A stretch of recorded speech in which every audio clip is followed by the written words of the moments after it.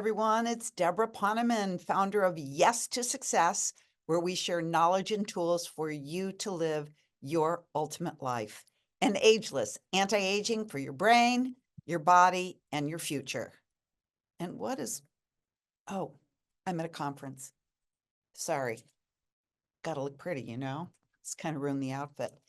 Anyway, in 1971, when many of you were probably just a twinkle in your mom and dad's eyes, I left for a 5-month training course to become a teacher of transcendental meditation.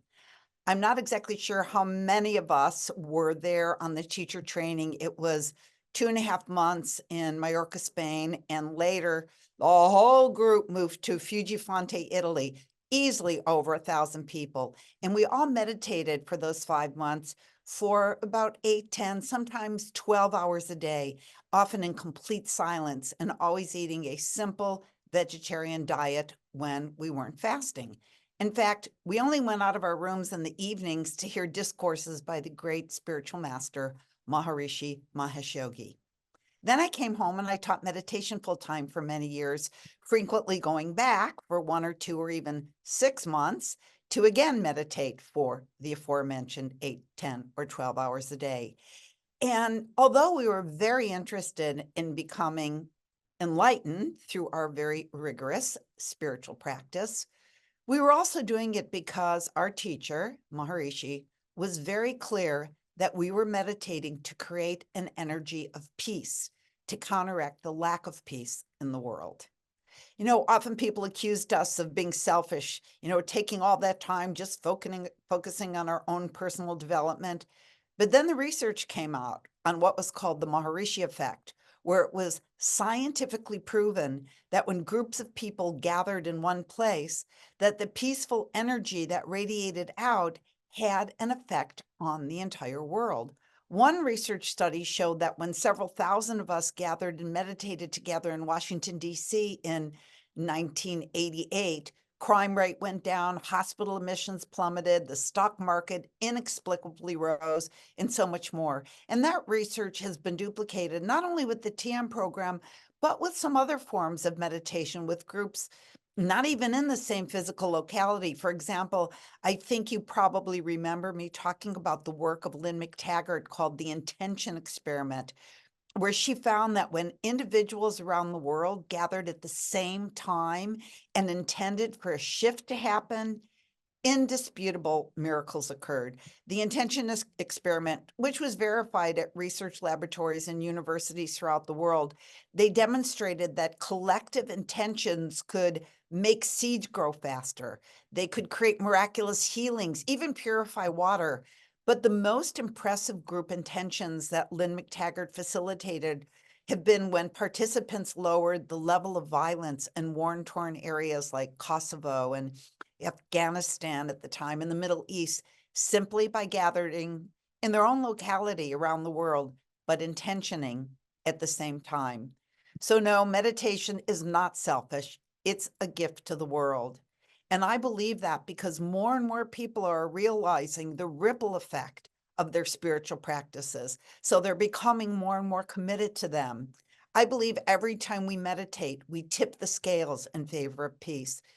It reminds me of the story of the great rabbi and Kabbalist, Rabbi Ashlag, and the simple analogy he gave many decades ago to show each of us the power that we have the power to change the world. Rabbi Ashlag asked his students to get one of those scales of justice, with the two dishes on either side or bowls on either side. And then he instructed his students to place the scale of justice on the table and place an equal amount of sesame seeds in each of the two bowls. And then Rabbi Ashlag explained to students that we are at a very precarious time in the history of creation, and this was several hundred years ago, where there is a great battle going on between good and evil. And then he asked if the seeds on one side of the scale represent the pain, the darkness, the suffering, the unhappiness propagated by the lies and the lack of humanity in the world. And the more seeds are put on that side of the scale, the more the scales will tip to an age of destruction. And on the other side, The seeds represented the joy, the light, the happiness, the kindness, the acts of selflessness, of love, the good. And the more seeds we put on the other side of the scale, the more we contribute to the dawning of an age of heaven on earth. So, in other words, he explained, every time you do something that hurts another being, every time you spew anger or tell lies or discredit somebody or take credit for somebody else's idea, it puts a scale on the side, puts a seed on the side of the scale that will bring about an age of darkness. And every time you do an act of kindness, of love, of generosity, it puts a sesame seed on the side that will bring forth heaven on earth, a side of peace, a side to end all wars.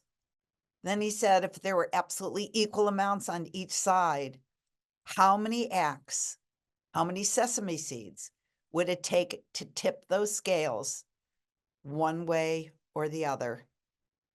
And of course, the answer, there's equal amounts, is 1. And then he said, too often we believe who we are and what we do is insignificant in the scheme of things. Our gestures of kindness and acts of love, or the peace we create through our spiritual practices, won't make a difference or won't mean anything in the grand scale of things. Yet, according to him and the Kabbalists, just one action can mean the difference between the destruction of our world and a world filled with light. One seed. And how do you know that that one act of kindness that you did wasn't the tipping point that brought about the dawning of a new world, a world of peace, a world of love, a world without war? You get this? Never feel helpless again, because the fate of the world is in your hands. Have a great week, and I'll see you next Saturday.